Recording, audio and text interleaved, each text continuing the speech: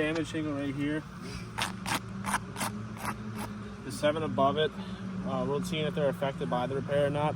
We're looking for creasing, granule loss, or possible mat transfer.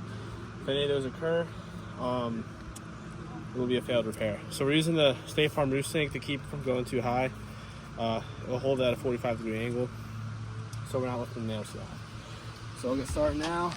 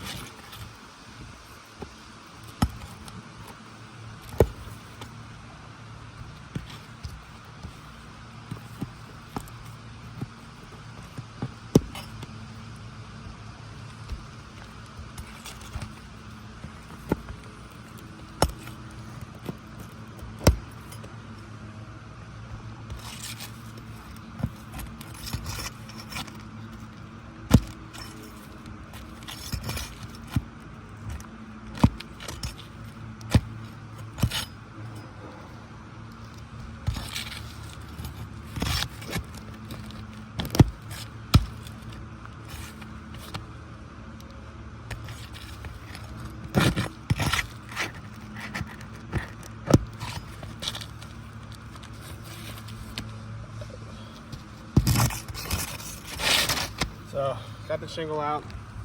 Starting to notice a bit of granule loss already on these, but once we put the nails back in, all the action from the hammer will really tell us whether or not this is a fail or not. So I see slight creasing on the bottom row and then 2 on the top, so that's 6 of the 7 already showing damage. So I'm gonna hammer it back in now.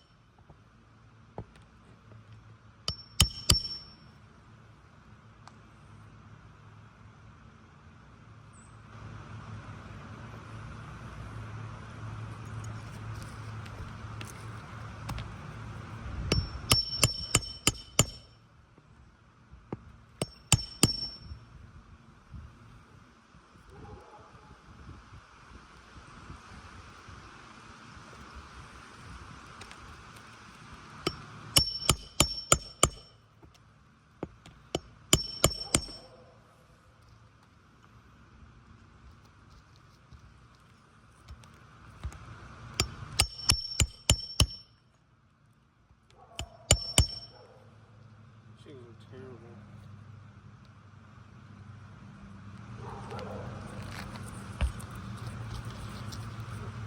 And then last one.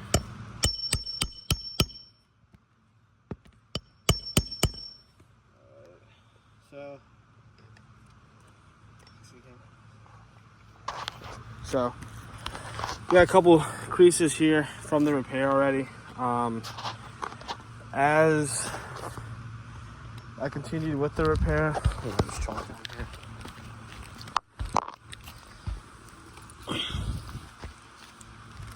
So, as you know, these were the 3 tab we repaired.